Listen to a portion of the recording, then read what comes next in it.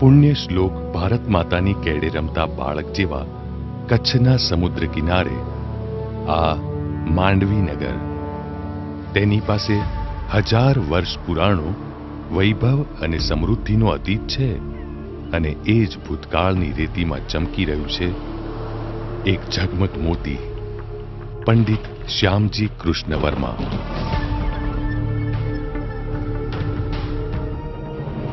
હા, અહીં ભારતભરમાં જે વર્ષે ભારતનો મુક્તિ સંગ્રામ વિરાટ બનીને ચારેય તરફ ફેલાયો હતો, તે 1857માં એક બાળકનો જન્મ થયો. 4 ઓક્ટોબર 1857 કચ્છડો બારે માસના માંડવીમાં સમુદ્ર કિનારે જહાજોમાં મજૂરી કરતા કરસન ભણશાલીના પત્ની ગોમતીબાઈએ કુળરત્ન શામુને જન્મ આપ્યો. 10મા વર્ષે શામુએ માતાને ગુમાવી.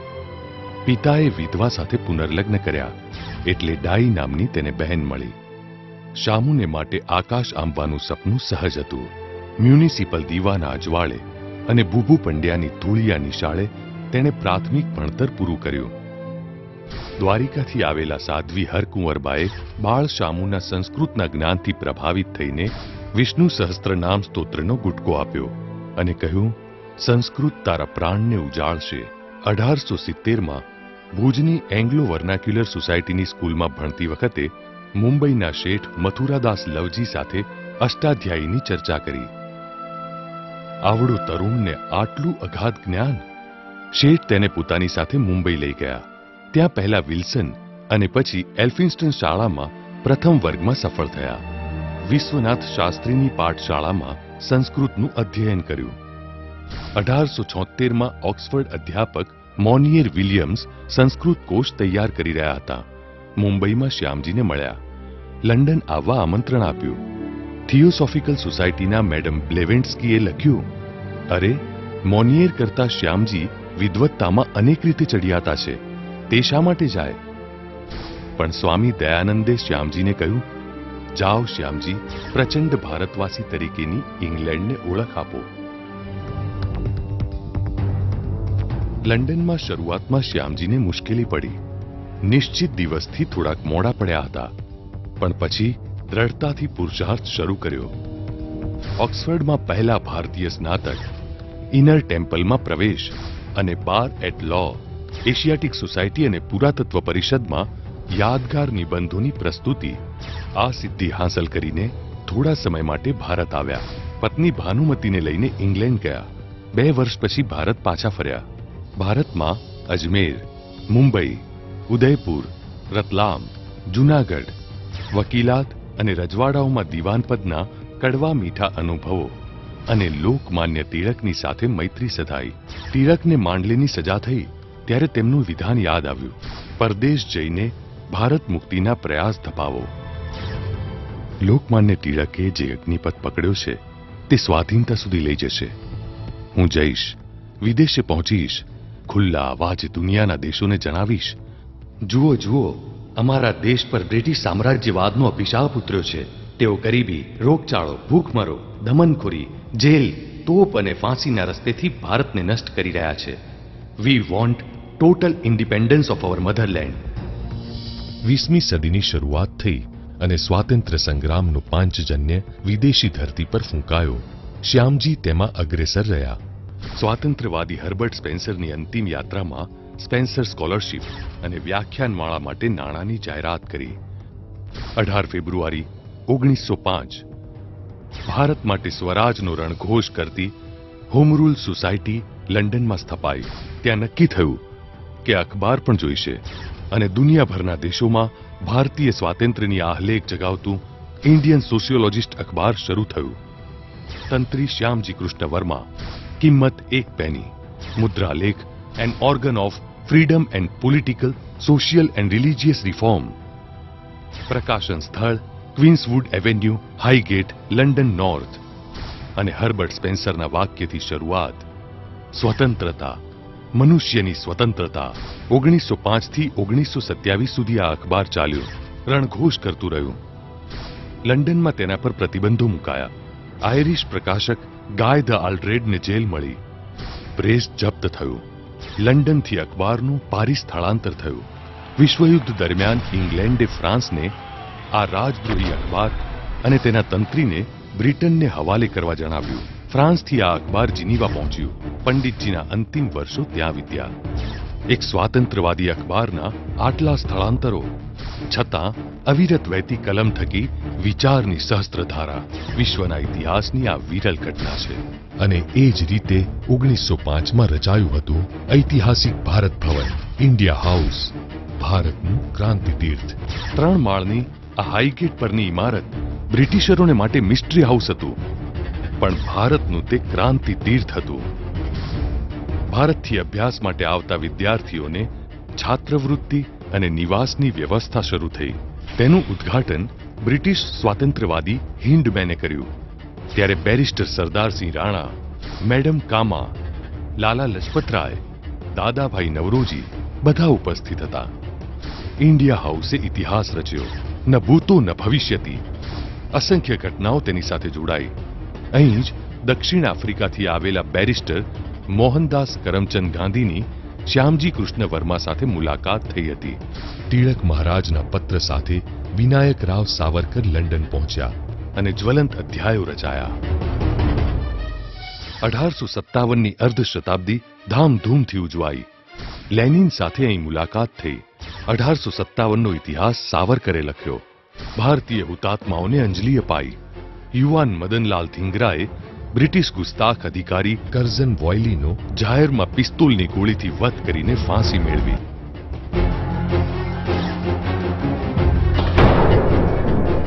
સાવરકર લંડનમાં જ પકડાયા અને ભારતમાં 2 જન્મટીપની સજા મળી. 1907માં ઇન્ડિયા હાઉસમાં નિર્ણય લીધો હતો તે પ્રમાણે જર્મની સ્ટ્ટગાર્ટમાં મેડમ કામાએ આંતરરાષ્ટ્રીય સમાજવાદી પરિષદમાં પ્રથમ રાષ્ટ્રધ્વજ ફરકાવ્યો. અને શું કહ્યું રશિયન લેખક અને ચિંતક મેક્સિમ ગુર્કીએ શ્યામજીને એક પત્રમાં? તમે કૃષ્ણ વર્મા ભારતના મેઝીની, ભારતની મહાન પ્રજાની કેવી એષણા છે તમે જ બરાબર જાણો છો. ક્રાંતિની ચેતના ક્યારેય જંપવળવા દેતી નથી. કવિ નઝરુલ ઇસ્લામે કહ્યું હતું તેમ, આમી ચિર વિદ્રોહી અશાંત. પંડિતજીના અંતિમ વર્ષો પણ ભારત મુક્તિના અણથક પ્રયાસોમાં સક્રિય રહ્યા. અનેકોને તેમણે છાત્રવૃત્તિ આપીને આઝાદી જંગ માટે પ્રેરિત કર્યા. વિદેશે છાત્રાલયો ઊભા કર્યા. ભારતમાં સ્પેન્સર અને ટિળક મહારાજના અવસાન નિમિત્તે યાદગાર વ્યાખ્યાનમાળા માટે અનુદાન જાહેર કર્યું. લંડનમાં રાજકીય આઝાદી માટેના સેવાવ્રતી સંગઠનના પ્રયાસ કર્યા. રશિયા, જાપાન, અમેરિકા, ઇજિપ્ત, ચીન, અફઘાનિસ્તાન, આયર્લેન્ડ બધે સંપર્કો રાખ્યા. ઇન્ડિયન સોશિયોલોજિસ્ટમાં સતત લખતા રહ્યા. અરે ગરીબ ફ્રેન્ચ અને સ્વિસ બાળકો માટે મોટી રકમ આપી દીધી. સોર્બો યુનિવર્સિટીને મૂલ્યવાન ગ્રંથાલય ધર્યું. માર્ચની 31મી 1930 ભારતમાં ચપટી મીઠું અને ફાંસીનો ઝૂલો એક સાથે ભારત ભાગ્ય વિધાતાના પ્રાણને ગરજતો કરી રહ્યા હતા. ગાંધીજીની દાંડી યાત્રા અને લાહોર જેલમાં ફાંસીની રાહ જોતા ઇન્કિલાબી સરદાર ભગતસિંહ, રાજગુરુ, સુખદેવ. એ જ દિવસોમાં વિદેશોમાં ભારતીય ક્રાંતિના પિતામહ પંડિત શ્યામજી કૃષ્ણ વર્માની વિદાય. બીમાર શ્યામજી જીનીવાની હોસ્પિટલમાં અને મુંબઈમાં 13ની વયે સપ્તપદીથી આજીવન સંગીની બનનારા ભાનુમતી તેમની શુશ્રૂષામાં. ભારતથી જીનીવા એક પ્રતિનિધિ મંડળમાં પહોંચેલા બાબુ શિવપ્રસાદ ગુપ્તા મળવા ગયા ત્યારે એમને જાણ થઈ. પહોંચ્યા હોસ્પિટલ.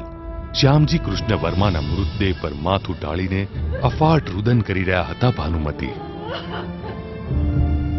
પેરિસથી અણનમ સાથીદાર સરદારસિંહ રાણા દોડી આવ્યા. મૃત્યુના 3જા દિવસે શ્યામજી કૃષ્ણ વર્માનો અગ્નિ સંસ્કાર, એકાંતિક વિદાય. ભારતમાં એક જગ્યાએ તેમને અશ્રુભરી શ્રદ્ધાંજલિ અપાઈ હતી. તે લાહોર જેલમાં. સરદાર ભગતસિંહ અને સાથીઓએ, મેરા રંગ દે બસંતી ચોલાના આ મહાનાયકોએ પોતાના જેવા જ આ ક્રાંતિવીરના બલિદાનને પારખ્યું હતું અને ગાયું તેમની સ્મૃતિમાં. અને સ્વાધીન ભારતમાં શ્યામજીની સ્મૃતિનો આ કેવો સંવેદનાભર્યો અધ્યાય. શ્યામજીની અંતિમ ઈચ્છા ભારત મુક્ત થાય ત્યારે તેમના અસ્થિ સ્વાધીન દેશમાં લાવવામાં આવે તેને માટે ટ્રસ્ટ બન્યું. જીનીવામાં અસ્થિ જળવાયા. 1947માં ભારત સ્વતંત્ર બન્યું.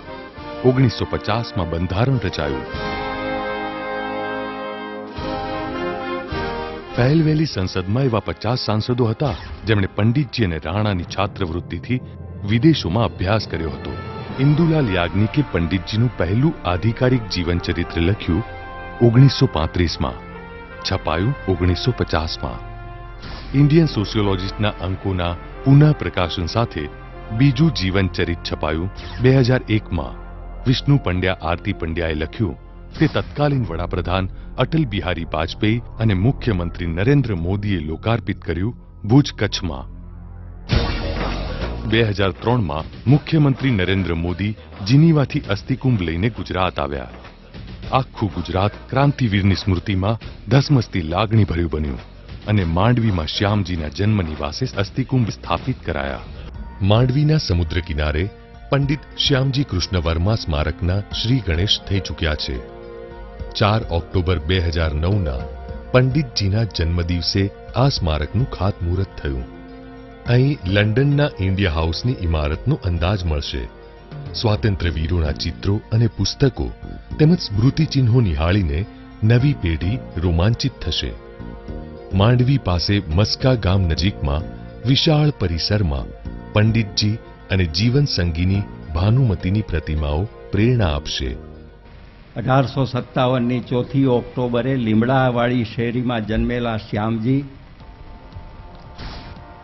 અને 2009ની 4 ઓક્ટોબરે એમનો કીર્તિસ્તંભ. એક જલાવતન જિંદગીની આ યાદગાર યાત્રા છે.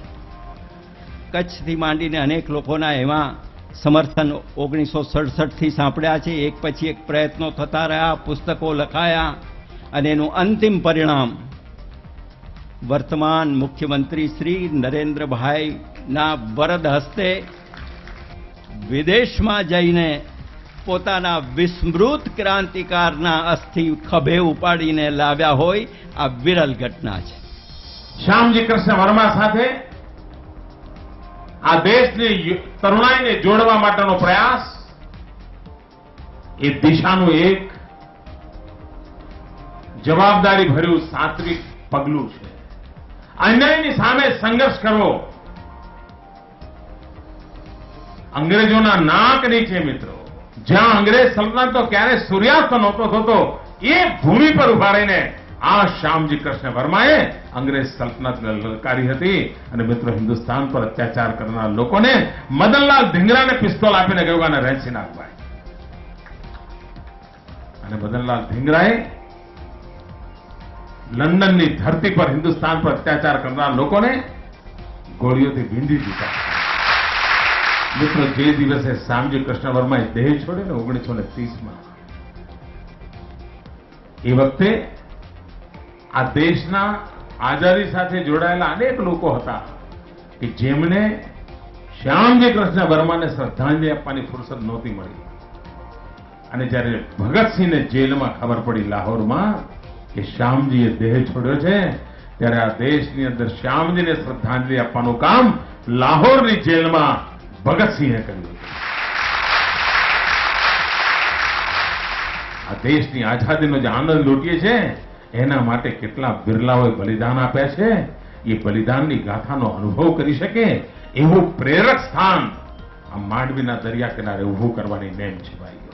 1930 થી 2003 સુધી 73 વર્ષ સુધી એમના અસ્થિ રાહ જોતા હતા કે કોઈક લાલ આવે અને આઝાદ હિન્દુસ્તાનની અંદર મારા અસ્થિ લઈ જાય.